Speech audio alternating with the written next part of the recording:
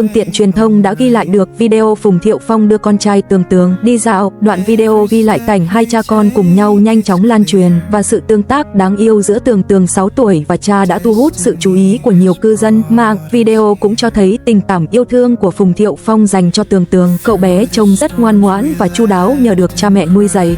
Đặc biệt trong video, Phùng Thiệu Phong mặc bộ đồ thể thao màu đen và đội mũ bóng chày, nắm tay con trai. Tường Tường cũng ăn mặc giản dị trong bộ đồ thể thao thoải mái, áo khoác cài hở khóa, ngoan ngoãn bước ra khỏi gara, tay trong tay với cha.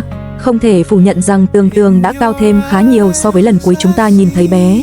Đặc biệt trong video quay từ phía sau, có thể thấy rõ ràng Tưởng Hương đã cao đến eo bố.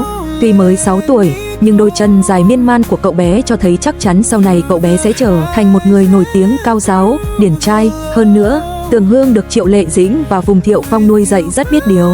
Đặc biệt, trong video, khi nhìn thấy những dải phân cách phản quang nằm la liệt trên mặt đất trong gara, người qua đường phớt lờ và bỏ đi, Tưởng Hương bất ngờ nắm tay bố bước tới, chỉnh lại từng dải phân cách cong vênh. Phùng Thiệu Phong nhìn con trai với vẻ mặt tự hào và cưng chiều, không hề có ý định giúp đỡ mà để Tưởng Hương tự làm.